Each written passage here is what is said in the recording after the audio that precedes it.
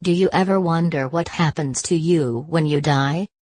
We don't mean in the spiritual, pearly gates sense, but more in the physical sense. Obviously, being dead, there's no way of communicating what decomposition feels like, or how the body goes about this process. Luckily there's science.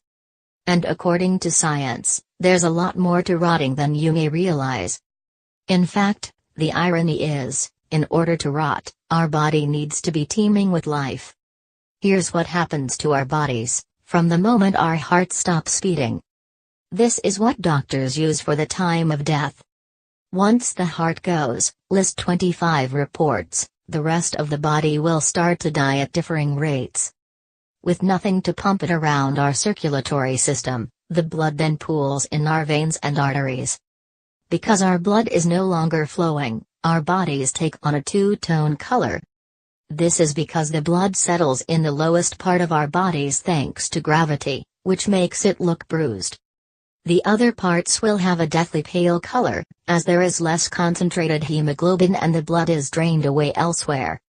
Also known as the death chill, rigor mortis is when our bodies lose their 37 and deg.C warmth and slowly adapt to the room temperature, losing about 0.8 and deg.C per hour. The more famous of the mortis family, this occurs a few hours after death, when the entire body begins to stiffen up owing to decreasing ATP, adenosine triphosphate, levels. Rigor mortis starts with the eyelids and neck muscles. Yes, our blood has pooled and congealed, but our bodies are still capable of twitching and flexing for hours after we die. This is because muscle tissue contracts as it dies, and depending on how many muscles are contracting, it can appear as if the body is moving. As our muscles eventually stop contracting, those wrinkles and frown lines are gone. But obviously you're dead, so that's the downside. Although rigor mortis may cause our bodies to stiffen, not all of it does. In fact, some parts, like our sphincters, become very loose because, in life, it's basically our brain which controls it. With the brain no longer regulating involuntary functions, the sphincter can do what it wants, so it opens up and any leftover waste exits the body. Corpses are notoriously smelly. It's what often gives the game away in horror films when someone gets offed.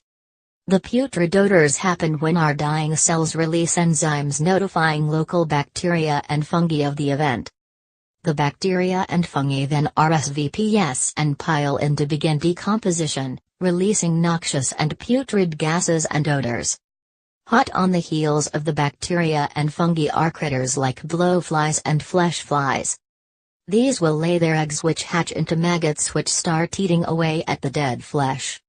They're then joined at the feast by mites, ants, spiders, and then larger scavengers. Apparently this still spooks doctors and nurses. Our bodies will fart, squeak and moan thanks to a combination of rigor mortis and our guts secreting gas. Because of how rich our guts are in bacteria, once the immune system closes down, this bacteria basically goes wild and will digest our intestines. As our organs decompose and our intestines produce gases, these gases cause our eyes to bulge and our tongues to swell up and loll out of our mouths. Also known as the liquefaction of our organs, this happens as our cells continue to break down and tissue cohesion is lost because of decomposing proteins. Once putrefaction sets in, our corpses become sloshy and spongy. Our skin's slippage is amplified as gases build up, meaning it detaches from the bone and muscle. Decades after bacteria, fungi, and other organisms do away with the rest of our bodies, then protein in bones eventually break down, leaving hydroxyapatite, a bone mineral which turns into dust.